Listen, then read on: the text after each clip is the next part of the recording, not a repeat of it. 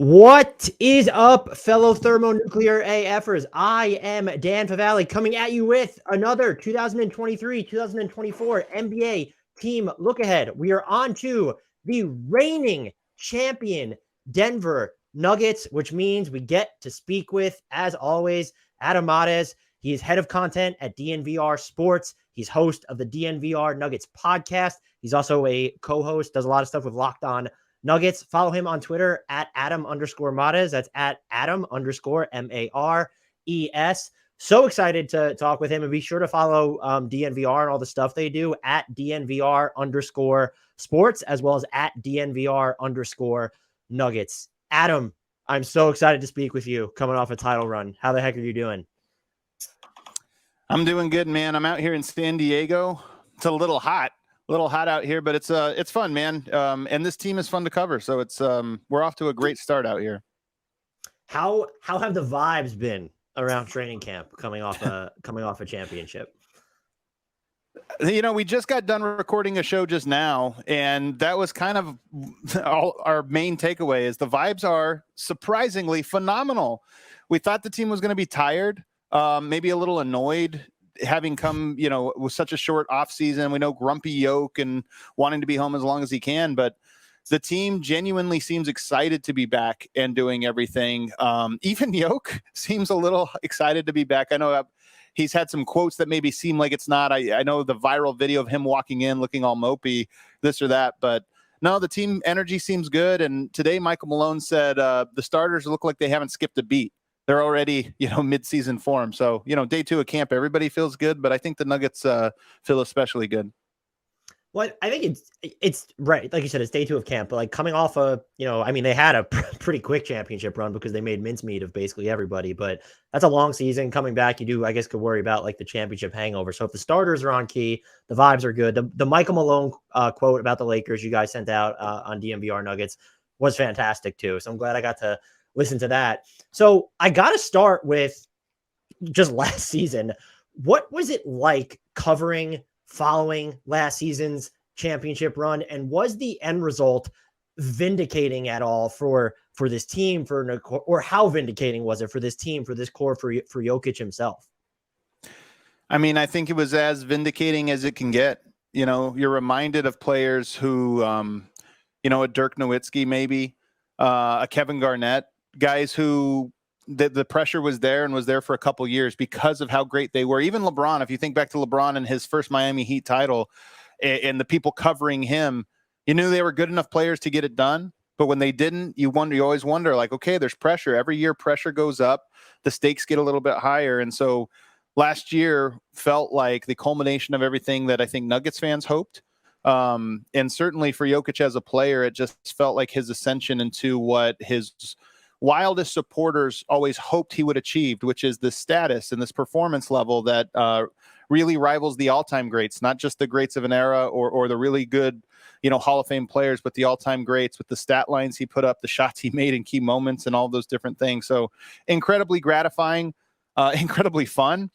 And I will say, you do wonder, you get hungry as a fan or something, you get hungry for more. How is it ever going to top that? I don't know if it'll ever top number 1. But I will say this, and I don't mean it to sound too snooty. Last year's experience was one where the Nuggets never felt pressure. And that's a unique experience. You envision what would it be like to watch your team, and a team like the Nuggets win a title. You expect it to be angsty and, pressure-filled and this or that. I think the Nuggets kind of got away easy in that they dominated all of the series, and it was a comfortable walk to a championship. Do you think that changes? How do you think that changes their approach or could impact them this season where, it's almost twofold where, there's the pressure. They're entering as favorites. I mean, whatever with Milwaukee and Boston, right. Phoenix is there.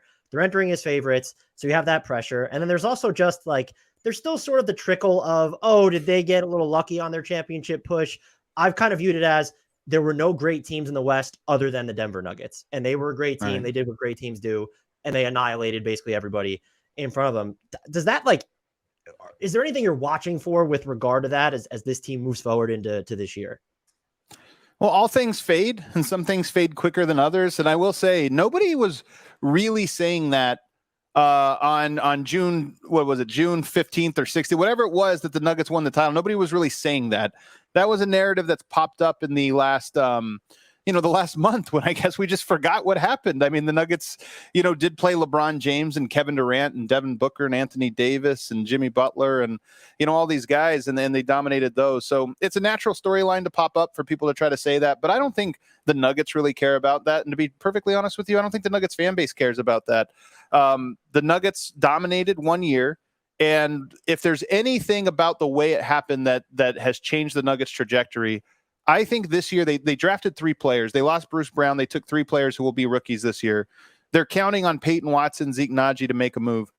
I think the Nuggets view this year, the 2024 season, as maybe the lowest odds that they will give themselves to win a title. I think they view this as the small lull in the middle of a wide open window that spans starting last year, and they hope goes for 3, 4, 5 more years going forward, because of how much they believe in the youth of their team.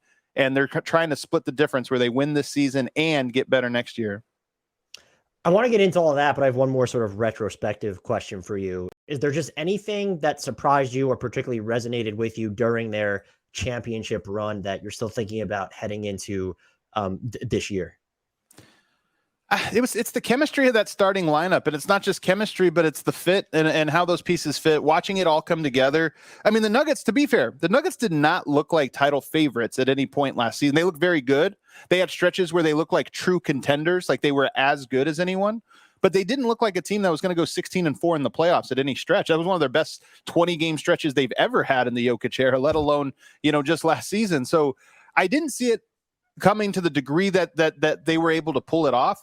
But to me, it almost gives me more confidence. You see all those things in little doses, and then you realize, oh, yeah, when the starters play more minutes. Their starters don't actually play a lot of minutes. You look LeBron, 35, 36, 37 minutes a night his whole career. Jokic, Murray, 32 minutes a night, 33 minutes a night. So Denver always sort of coasts through the regular season minutes-wise. But for them to be able to dominate the way they did just gives me confidence that this team's their best punch is really, really strong. And the gap between their best punch and average regular season punch is probably wider than most NBA champions, meaning they probably saved the best for the playoffs. And that's just a characteristic of the way they're built and their identity. Looking at this season, Bruce Brown's obviously a big departure. What do you think winds up being the thing they'll miss the most or will be the hardest to replace from him, whether it's the playmaking, the positional versatility, the transition play, et cetera, et cetera? I think 2 things. I think it is and I won't even say playmaking, because I don't know if he's a great playmaker, but he is a ball handler in that he can bring the ball up the court. And Denver, by virtue of just getting the ball out of Jokic's hands or out of Murray's hands, it allows Denver to run some more dynamic option. They run great offense when the ball is in those 2 guys' hands, but you want to mix it up and just go to other looks. And Bruce provided that ability. And then, Michael Malone had a quote at training camp, or maybe it was Calvin Booth, who said, we're not going to replace Bruce Brown with one guy. We're going to replace him with several guys who all collectively can do different things. And I think that's a good thought. But there is something to having one guy who can do all those things, that can plug a bunch of different holes, so that we can go to Bruce for more defense. We can go to Bruce for more shooting. We can go to Bruce for more ball handling. We can go to Bruce for more guard play or forward play, more rebounding, more toughness, whatever it is. He checks so many boxes, and I think the Nuggets can still check those boxes, but not all at the same time. And I think that versatility is probably something they're going to miss this year. Yeah, just having that, they just don't have that guy that you can say, hey, we'll sub you in for basically everyone from the starting 5 but Jokic. And so that winds up being huge. What have you made, before even getting into just the individual players now that they'll be leaning on more? And you even kind of mentioned this, where they're looking at this as sort of the lull, where they're trying to develop these guys to open up the next phase of the window. What do you make of trading the distant picks for some of those immediate flyers, viewing it in those terms as you framed it, when I think, as we've seen over the past, like, few years, whatever, like, these title windows can close very, very quickly. So how do you, what do you make of all of that? I mean, to me, it makes sense. When you have the Nuggets will almost certainly never have a player of Jokic's caliber again, just because so few players in NBA history have been that caliber. So expecting them just to fall into your lap, especially in a place like Denver, it's just not going to happen. So it makes sense for them to go all in and have a plan. And when you talk about future assets, we're really talking about 2028, 2029, those times. Denver has a roster and a setup right now, a salary cap sheet and all those things that they don't need picks in the future. They will at some point. Again, at the end of all of this, they're going to need them. but they should be set up with Jamal Murray and Jokic for the next foreseeable future. They should be set up with Christian Braun should they choose, and Aaron Gordon should they choose for the foreseeable future, Michael Porter even. And then you look at a Peyton Watson and the guys they drafted this year. I think their bet was we need to get guys in the system now who could step in and replace a KCP and maybe a Michael Porter, maybe an Aaron Gordon, those types of guys. And to get them in now as opposed to trying to draft them or trade for them later, it's just the only way I think Denver could go about it. So for me, I don't think it's a risk at all. I think everything's a risk when you're at this phase trying to get to, trying to keep the window open. Every move you make is a risk. And this one seems the least risky of all of the things they could have done. With the exception of Peyton Watson and Zeke Nnaji, I have little to no knowledge of like all these guys that are coming in. So I'm wondering if you could just take me through everyone and talk a little about expectations for them, what you like, what you're concerned about. So we'll start with Peyton Watson, who, as an aside, I don't know if I'm just sipping whatever Calvin Booth is sipping, but watching him, I went back and watched some of his summer league stuff before we recorded this. I am smitten with Peyton Watson. So what do you expect to see from his role this year? What will you be watching most closely? Well, Peyton Watson's interesting to me, and I'm actually not quite as sold on him as, well, I'm certainly not as sold on him as Calvin Booth, who's very, very high on Peyton Watson.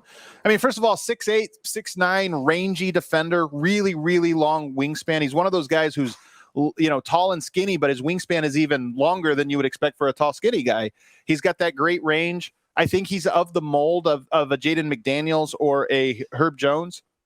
A guy whose defensive physical tools and his defensive instincts and the way he just makes plays out of nothing. He's a big guy, a big defensive playmaker.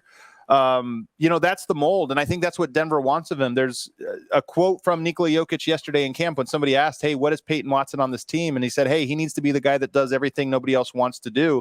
And I think that is his skill set, to be that type of player, especially early on. I know Calvin views him as a guy that has an offensive upside that is a lot higher than that. Maybe even, on that star trajectory, a guy that can put the ball on the court and make. He's a good passer. He has pretty decent vision, good passer, very good in transition.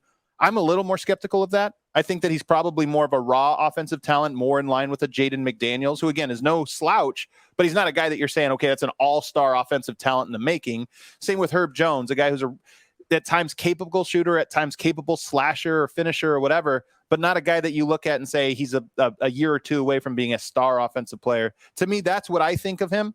But he is a really good cutter. And when you talk about being in Denver, especially long-term, an instinctual cutter who finishes well at the rim has a role next to Jokic if he can defend. So to me, that's more of what I think he projects to be in the short and the distant future, is a great defensive player who can slash and do some things on offense where he's not a total don't guard that guy. I'm very interested to see just how over the years the speed and the tightness or fluidity of his handle comes along, because that feels like it'd be the swing skill of, does this guy become something more than a complementary piece on offense? I know Calvin Booth is in love with him. Some of the comments just absolutely spicy. We are in, what is this, year 18 of this is the year that Zeke Nnaji breaks out? What are we? Oh man, how are we feeling about Zeke Nnaji this year? I'm a little skeptical of Peyton Watson more than the average person. So I don't want to make it sound like I think Peyton Watson's a can't miss guy. I mean, that's the most intriguing thing about Denver, is that he's, TBD. And I think with Zeke Nnaji, it's the exact same thing. He is a really good defender. First of all, Zeke Nnaji is more proven than Peyton Watson is at certain things. I think he's a lower upside play. But there are things that we already know he can do at a really high level. He can move his feet on the perimeter at a very high level for a power forward / center, an extremely high level. I would say he's in the 95th percentile amongst big guys who can move their feet on the perimeter.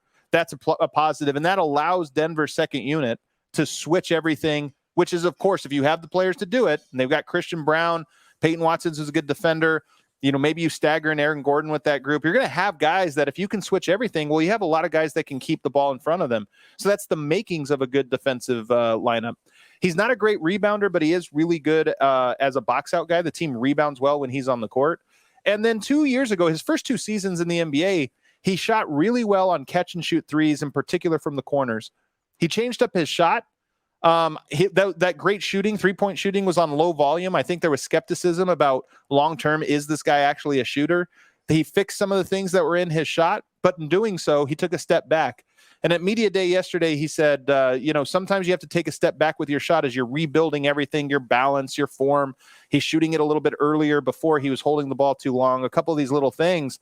So he likes the progress that he made. But in my opinion, Zeke Nnaji's swing skill is likely to be 3-point shooting. He has holes in his game. He's not a great, post-up guy. He's not a great passer. I don't think he feels the game really well. But he can defend. And if he could stand in the corner and knock down threes, he's a serviceable backup player. The question is he the guy that shot 45% for 2 seasons, over his first 2 years?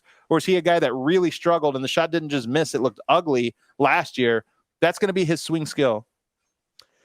What are your general impressions so far of Jalen Pickett, and how much of an opportunity do you think he gets in year one? And he's someone I did go look more at after I listened to you on the Dunked On pod, because you left me, I guess what I'm Calvin Booth influenced me on Peyton Watson. Maybe you influenced me a lot on Jalen Pickett. Well, I even did a video breakdown on Jalen Pickett because I have a type, and we all have a type, Dan. I have a type. It's guys that see the court really well and pass the ball really well. Great passers to me.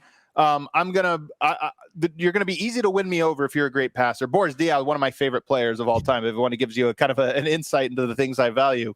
Well, Jalen Pickett is a phenomenal floor general, for a throwback to a bygone era where your point guard was a guy that just knew how to generate looks. The ball's in his hands a lot. He does dribble a lot, uses his size. Even though he's only 6'2" or so, he's really strong. Teammates, even his Nuggets teammates, refer to him as a bully because he just uses his strength so well. And he passes incredibly well. In media day, Calvin Booth said, we brought in 2 shooters in Hunter Tyson and Julian Strawther, and we brought in a point guard who generates 3-point shots in Jalen Pickett. And when you watch him play at Penn State and you watch him play for the Nuggets at Summer League, the guy just has a knack for collapsing the defense, staying in control, and finding open 3-point shooters. I love his game. The question's going to be, he's 6'2". If you're 6'10", and he's a good shooter, he actually shot 40% from 3 last year. He shot 40% from 3 in Summer League. His shot looks good, but I think there's skepticism of whether or not he's a true 3-point shooter, or if it's just something he's trying to add and be passable at.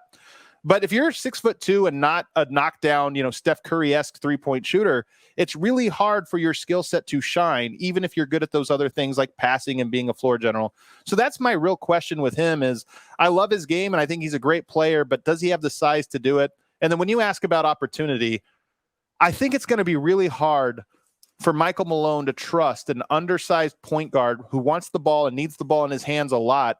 I think it's going to be hard for Michael Malone to trust that guy enough to let him work out and to earn a spot. So I'm rooting for him because he's one of my favorite players, and I just think that long-term it would be great for Denver to find a player like that. But I think that it's going to be really hard for him this year to earn a lot of minutes. Can you give me the lowdown on Hunter Tyson? Well, he's unbelievable at Summer League. I mean, surprised all of us. Shot, I think, 60-something% from 3 over the course of 5 games out there at Summer League.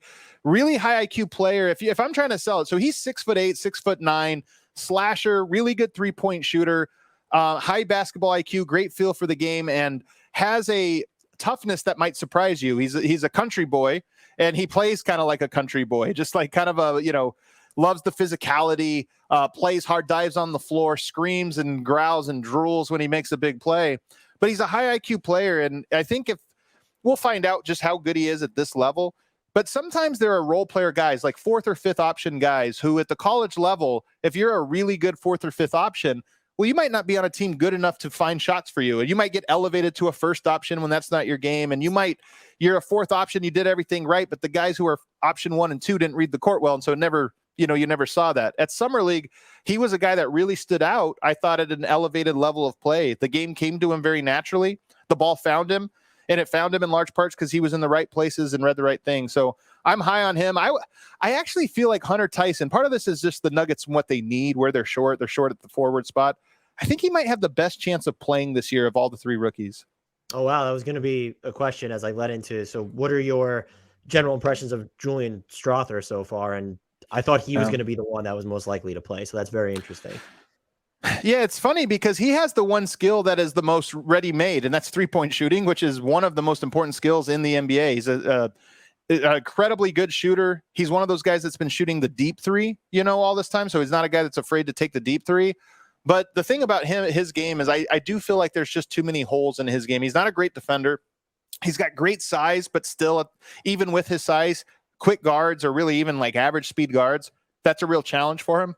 And then offensively, he's a great shooter, but I do worry he's a guy that you just run off the line because his game attacking closeout is really weak. He's horrible at getting to the rim. He's horrible at finishing at the rim.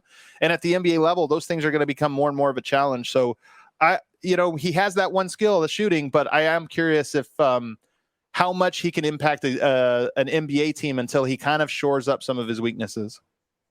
Is there like something to, it does seem like he'll work really hard to get threes away from the ball, that earns him credence, or is it because he becomes this one level off ball threat that's really going to hold him back right away? And do you even see the potential? Because he is 6'7", to where maybe he can, get moving at different levels of the court. I think he's a guy that, he's going to play for the Nuggets at some point in the regular season this year, the injuries or whatever's happening. And I wouldn't be surprised if he goes 3 for 3, from behind the 3-point line. But I think he's a guy that the more you play, more teams are going to say, okay, let's see what happens when we force him to put the ball on the floor, and let's see if he can make plays in this type of thing. So there's no question his 3-point shot has value. When you're building, especially when you're asking me, the Nuggets now are a team that the regular season, whatever, they're looking at the playoffs. He's a guy that I would just be so surprised if he worked his way up to being a rotation playoff player because of the holes in his game. At some point, a team is going to say, okay, when he's on the court, sell out to run him off the line, and then he's got nothing for you. They're going to have to reset the offense.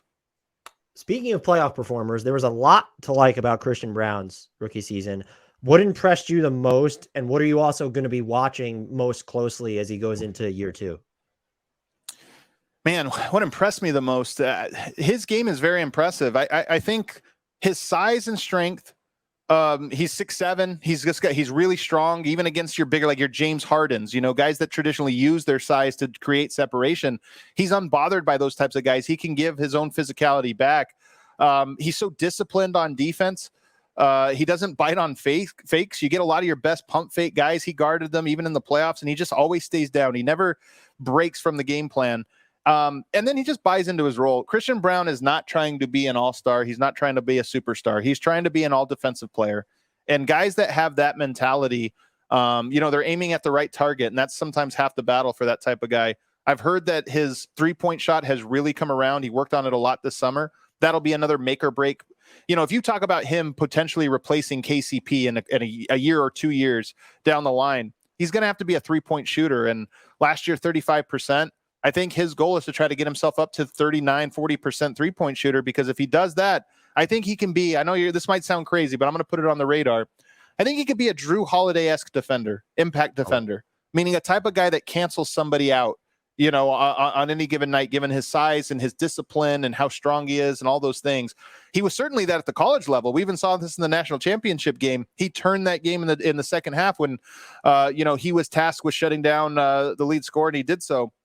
So I think that, and if you look at his advanced stats, I think his box plus, I know you can't always go on defensive stats. They could be a little wonky, but you look at a lot of the defensive indicators and they do match a lot of your best defensive players. You're, I think, better than Caruso, better than even Drew Holiday, although in the same sort of some of the numbers reflect those same things, steal rate and those types of things, what opponents shot when they were being defended by him.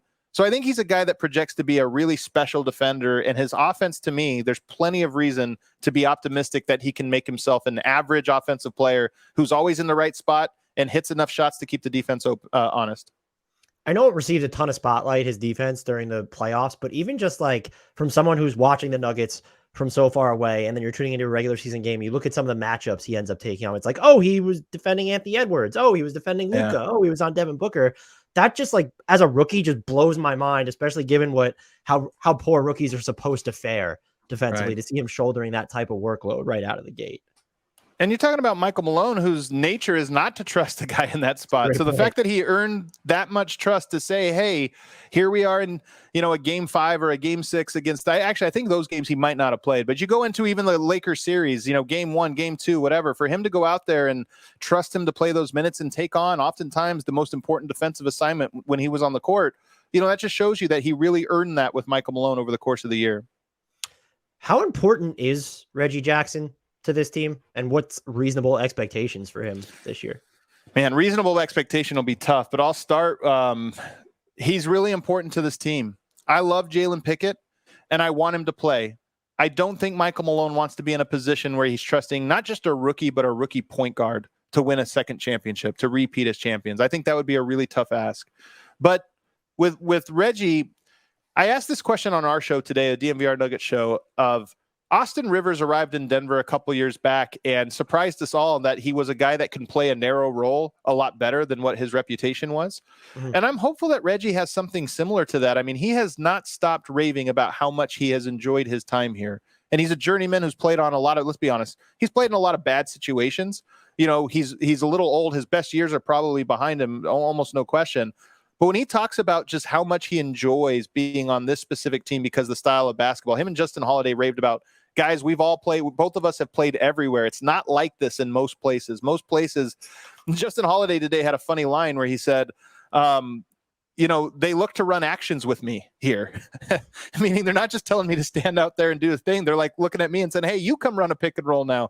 And I think Reggie Jackson feels that same thing, where his role has often been, you're either the engine, we need you to go out and score, or you're off ball, just get out the way and let the other guys go. And I think here the right balance is probably where he's not relied on to be the guy for the bench, but he's also not asked to just be in the corner and knock down threes, which he's not really great at. So I'm hopeful that he can be a reliable enough piece that he doesn't tank what is, in my opinion, the best starting lineup in basketball.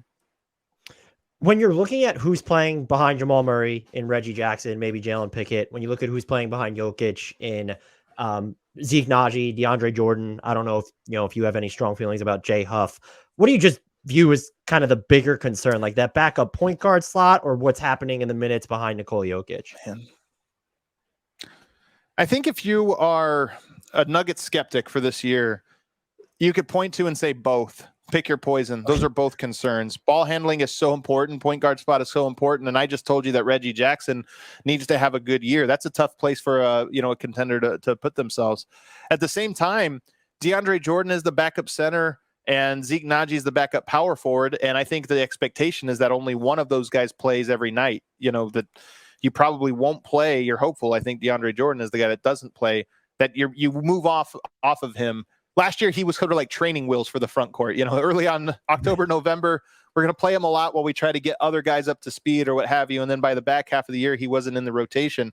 I think there's a similar hope for the Nuggets this year that Zeke Nnaji can be good enough that they don't need to rely on those guys. But then you're talking about depth. Zeke Nnaji hasn't made it through a full season without an injury yet in his career. If he's not there, not only do you only have DeAndre Jordan as your backup, but now Hunter Tyson, Justin Holiday, those guys are expected to play power forward or one of those spots. So I think Denver's really thin there, but I'll go with the point guard spot just because backup front court and backup center in particular is a regular season problem. The backup center in the playoffs is Aaron Gordon. He does a great job. He can't do that for 82 games. I don't think they want him to do it for one game in the regular season, to be honest, but in the playoffs, he's going to be your backup center and that works. So I'm going to say the backup point guard is a bigger swing position. They're getting presumably a full season of fresh Jamal Murray. Is that like not kind of being talked about enough, especially when you go back and look at his early season splits and some of his struggles, and then also what that might be able to do for when they do stagger in the minutes that they do stagger Jokic and Murray and the ways that can help the bench? Well, I do think it's not being talked about enough, but some of this is understandable. Jamal Murray is a Hall of Fame caliber player in the playoffs. He's never been that in the regular season consistently. So some of this is precedent, but then you look a little closer and you think, okay, Jamal Murray was just coming into his own when he got hurt. Maybe he was on a natural rise. I mean, he was scoring 20 points a game. Right before he got hurt, he had elevated that even more.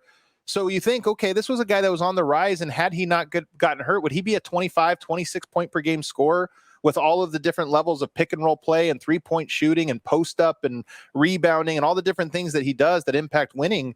You know, maybe we'd be a lot higher on him.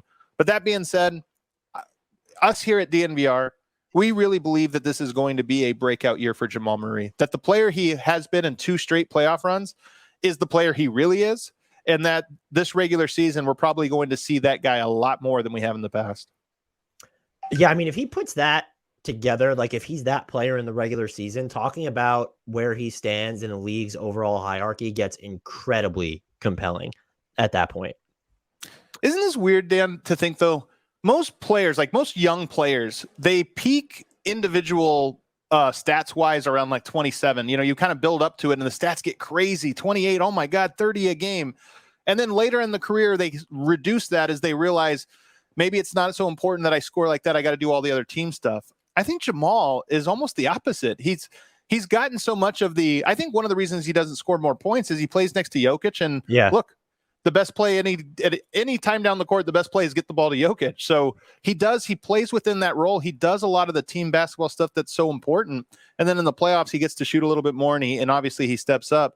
But it is interesting to see if is this a year where he shoots too much? Does he become a little bit of I've never scored more than 20 points a game. I need to get that up to 24, 25.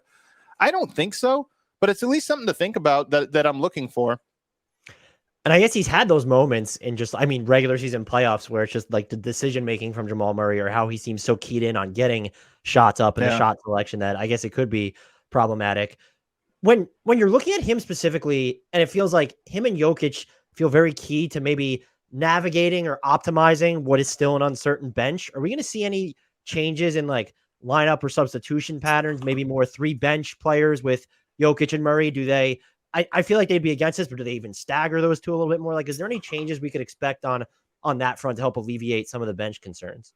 I love that you asked this question because this is a question for somebody that really studies the teams, before going on, and I appreciate it so much because that is one of the things about this Nuggets team. Michael Malone loves his hockey rotations. He likes to play a 9-man rotation, and there's usually only one player that'll end up staggering with the bench, and you basically get a 4 bench and 1 stagger guy. And traditionally, that hasn't worked very well. Denver's starting lineup plays more minutes than any other starting lineup in the NBA, and their bench plays more minutes together than any other bench plays together, and the bench has been really bad. I think they need to go away from that. One of the questions I have is you try to build an all-bench lineup, and it just doesn't make sense. There's good players there, but they don't necessarily make sense as a 5-man rotation. They do make sense as a staggered rotation. Christian Braun and Peyton Watson, I love that as a 2-3 next to Jokic. That's really good options. Even Zeke Nnaji, you could say at the power forward spot, if he staggered in Aaron Gordon's spot, that makes a lot of sense. But playing all of those guys together is not a lineup that you would construct naturally, and I do think Denver has to go away from it. But my prediction is they will not. Michael Malone had a formula that won last year. Terrible bench, worst bench in the league, best starters in the league. I think he's going to roll back with that, win probably enough games to be a 1 or 2 seed, and then throw it all the way out the window when the playoff starts and change up his rotation for the playoffs. Is there is there something to that then where it's like, is there anything they could reasonably do, make changes where it might actually make the bench a net neutral or net positive? Or is it just he's looking at the pieces, the players they have, and it's not going to happen. So I'm just going to continue to do what I'm doing, and we're going to shorten the rotation down to 7, 8 guys in the playoffs anyway, and that's that.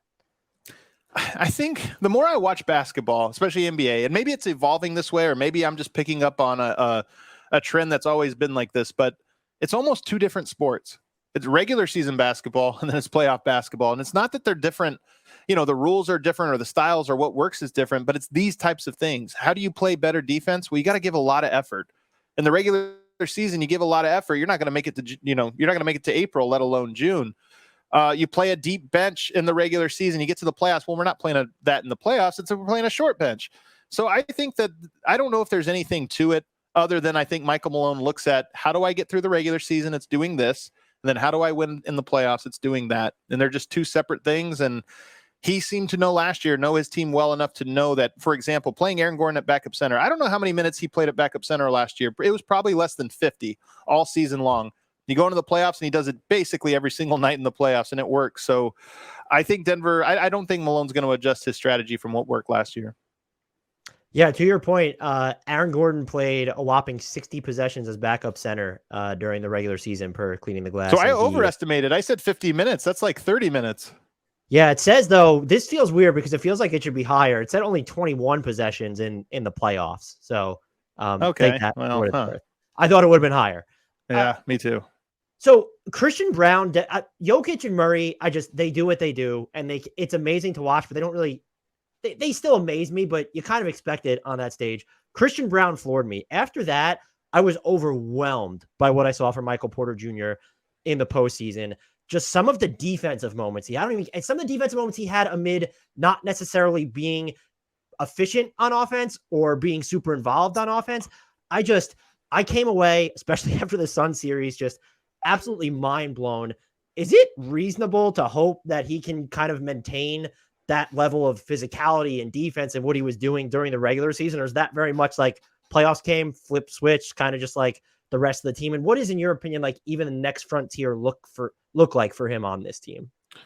It's a really good question. First of all, I'm glad you pointed out his defense and started there, because I thought it was one of the, the stories that went under the radar about the playoffs. The very first play of the Lakers-Nuggets series, they run pick and roll. They get MPJ switched onto LeBron James, and LeBron James thinks, okay, this is how this series is going to go. Me attacking MPJ. Let's do it. And he backs him down, and he gets stopped, and then he faces, and he crosses over, and he gets stopped, and he ends up throwing the ball away or throwing up a terrible shot. And MPJ basically stonewalled LeBron James. And they tried it a few more times throughout the course of game 1 and game 2. And then they abandoned that strategy, saying, okay, we got to find open shots another way. We can't just ISO. And Denver did some things, to load this, overload on him and provide proper help and all those different things. But Michael Porter, I think, of all the 5 starters last year, Jamal Murray was the mark more often than Michael Porter. And Jamal Murray did a good job of holding his own. But teams, as series went on, teams started trying Murray more than they tried Porter, just to kind of give you a sense of how much he has improved his defense to where teams didn't see him as the weakness. But how does he open up his game? He had one of the best quotes, probably the single best quote out of media day for the Denver Nuggets. And I asked him, hey, you have more to your game. Is this a year where you're looking to expand your role and open things up? And he said, we won a championship with me playing my role last year, so I'm going to stick to that. But there's things I can do within this role that will make our team better.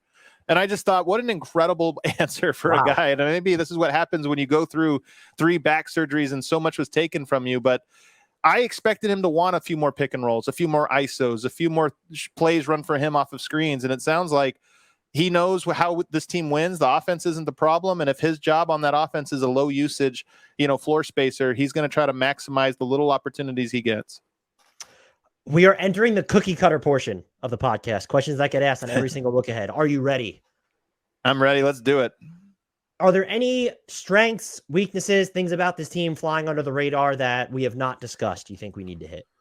That is a good one. I don't know. Jokic's fatigue, just when Murray went down, Jokic won 2 MVPs, and then obviously a championship, played late. You just wonder. I mean, he hasn't really shown signs of fatigue in his career yet, but you always do wonder of just how mentally and physically exhausting it is, and does it catch up with you at any point? He's carried a heavy load. He doesn't miss games, and the team for 3-4 years has needed him to check in early every now and then just to go save them again. So, does Denver rest him a little bit this year more than typical years? I wouldn't be surprised by it. But to be honest, we hit the big things. Nuggets' strengths are obvious and their weaknesses are obvious this year. They might be a boring team because of that, because they're so easy to kind of pick apart what makes them good and what maybe limits them. And backup point guard, just depth in general with the second unit are going to be the things that make them sink or swim during the regular season. With Jokic, I know it was a podcast you were on, and I can't remember if it was you that said it or someone else. You did mention where it felt like he was kind of changing his role in certain games to kind of test and see what this team had during the regular season last year. Is that something you still kind of expect to happen? Or, is there any, you mentioned fatigue, but is there any sort of just pullback on him because he's now won a title and it's like, I'm going to enter the full LeBron mindset of like when the playoffs turn around, I'm going to try and preserve myself during the regular season at all? I'm so curious to find that out myself. Yoke is trying to predict what his behavior will be is pretty hard. He's a very unique person and he sees things pretty uniquely. So it's hard to say exactly how he's going to approach this year. But I will say this. I don't think there's a player in the NBA right now, whether it's Luka, whether it's LeBron, whether it's Trae Young, any of those guys that controls the game the way Jokic does. I think he's number one in controlling, especially the offensive end, controlling the offensive end. In the preseason last year, Jokic, I think, took 4 shots in 4 games or something like that. He just didn't shoot. And we were all sitting here wondering, is Jokic being passive? Murray and Porter come back and now he's being passive. I think he just has such control of the game that he's like, it's preseason. I know if I shoot, I'll make it. I don't need to work on where I fit into the offense. I'm going to work on these other things. And look, this year, us here at DNVR, we speculate, is he going to average a triple-double? Is he going to average 27 points? Is he going to average 19 points? the funny thing about that is you would never ask that of other players, Luka or even LeBron or this or that. If Luka averaged 19 points a game this year, you'd say, oh man, things went poorly for him. If I told you Jokic averaged 19 points a game, you'd be like, huh, I wonder if they did it work? He can win with 19, 14, and 10, or he can win with 27, 10, and 10. And I think that this year he'll probably experiment with some things, but at the end of the day, the numbers will probably shake out exactly like they have for the previous 3 years. One of the things with this team, I don't think is being, at least from like where I'm standing, talked about enough with this team, is kind of when you look back at how they were defending. And I think it was Aaron Gordon said something during the playoffs last year. I can't remember who it was, where it's just, you can talk about Nikola Jokic's defense and you've broken it down where like, yeah, he's bad in 1 or 2 situations and very good at everything else. But like, there's something to this team just being very big in certain lineups without sacrificing any versatility on the offensive end. And like, it's so simple to think that way. And like, I feel like it hasn't been talked about nationally. It's just their starting lineup is huge. Yeah. Like, it's absolutely massive. My take on basketball in the NBA level, with the rules the way they are and the talent level the way that it is, and the shooting talent in particular the way that it is that nobody's good at defense in the NBA anymore. But there are teams that are taller than others. And I think I'm exaggerating a little bit, but I do think that height makes up a disproportionate amount of defensive impact. And Denver does have a lot of length between Michael Porter, who's basically 6'11", Aaron Gordon, who's huge, KCP, who's got great size, and Jamal Murray, who's a 6'5" point guard with a good wingspan. I mean, that's an enormous team. And this is why, by the way, earlier when I talked about Jalen Pickett, I have almost no questions about Jalen Pickett's skill and stylistic impact on this team. It should work, all the things he does, including, by the way, team defense. He's an incredibly smart team defender. But the thing about being a long team and relying on length for defense the way the Nuggets do, if one guy enters the equation who's not long, your aggregate length collapses. You could have 4 really long players and 1 short one, and you're just no longer a long team, especially in specific actions. So that's one reason why I'm looking at Jalen Pickett and saying that's the one avenue where I think he would really fall flat. Looking at this team's rotation for the regular season, it feels like there's 9 locks with Murray, KCP, MPJ, Aaron Gordon, Jokic, Christian Braun, Reggie Jackson, Nnaji, and Peyton Watson are the locks I have penciled in. Is that, is there a 10th person that could sneak in there, or would you bounce any of those 9? So I don't think so. I think there's only 7 locks, and really only 6 locks, with another one who I think is a lock to start out. And Christian Braun's a lock. I mean, Michael Malone won't say it. And even today he was asked about it, and he said Christian's going to have to earn his spot again. I think that was just, he's playing a part. I think Reggie Jackson's as close to a lock. He's a veteran point guard, and point guard, like, you're not going to trust a championship team to the hands of a rookie game number 1. You make them earn it, because everybody needs to know that player earned the spot before you give it to him. But when you talk about Peyton Watson, I think Michael Malone wants him to be the guy, but Michael Malone will probably have the same approach as he had with Christian Braun last year. Davon Reed played over Christian Braun all the way until about December. And we were all at home pulling our hair out thinking Davon Reed is not a guy that is on the long-term deal. He's not an impact player. He's not a positive impact player. How are you playing this guy so many minutes while you have a guy who probably is better than him already, but certainly will be better than by the end of the year if you give him minutes? And Michael Malone, I think, is a guy that understands veteran locker room culture is, don't give it to the young guy because he could be better eventually. Give it to him when they earn it. That way you don't have any problems in your locker room. Peyton Watson hasn't earned it yet. I think Michael Malone's going to make him earn it. Zeke Nnaji hasn't really earned it yet. I think he's going to make him earn it. And I think Zeke Nnaji will be a guy who's probably an opening night rotation guy. I think Peyton Watson probably is too. But I don't think either of those guys are locks to play. Justin Holiday earned a lot of praise out of Michael Malone from today in day 2 of camp. Went out of his way to talk about how well he fit in with his IQ and his feel for the game and these different things. Now, I don't think Justin Holiday is a championship rotational piece by any means, but I do think that he's the caliber of player that Michael Malone could use to play in front of a Peyton Watson until he's ready to sort of take that from Justin Holiday. Yeah, and he spent so much time, I think it was when he was in Indy, guarding power forwards, that if that's what they're sort of looking for off the bench, maybe he can help there. You've said a lot about how Bruce Brown was basically the 6th starter. Now that you don't have that, is their default closing lineup in the highest stakes moments, playoffs, regular season, whatever, is it just the starting 5 now, or is there some potential for Christian Braun to be baked in there a little bit? I think Christian Braun will be baked in there a little bit, but last year their starting lineup was their closing lineup, 95% of the time. I think it was a little overstated how much Bruce closed games. He was great as a rotation. Like you have to sub guys out eventually. So Bruce allowed you to sort of feel like you had your second starting lineup in at any moment or for extra minutes. But, Denver, Michael Porter, I think Denver's best bet against almost every team and in almost every situation is better with Michael Porter in that spot than anybody else. In the regular season, that 5-man unit had a 124.3 offensive rating. In the playoffs, 119. That's absurd numbers. You're going up against the most focused defenses with a great game plan and everything designed to make things hard for you, and you put up a 119 offensive rating over 4 rounds. Then you talk about the defensive end. They were good on the defensive end as well. I think somewhere around a 110 or 109 or something like that with that starting group in the playoffs. So that, to me, no matter what, is already the best lineup. But I do think there will be moments when Christian Braun can go in there. If you need an extra, especially if you need an extra defender in the perimeter, if you get a team, and maybe a team like Phoenix is a team to really test this, where you just give them an extra ball handler and you need more perimeter defense than you do wing defense. I could see that being a situation where Christian Braun plays over him. Looking at the roster's current setup, is there a weirdo, they might never try it, but I absolutely want them to line up you'd like to see them roll out? I mean, it's Jalen Pickett for me. That would be the guy. Just him playing in any capacity, I think, would be a lot of fun. But we talk about other weird combinations that you could throw out there.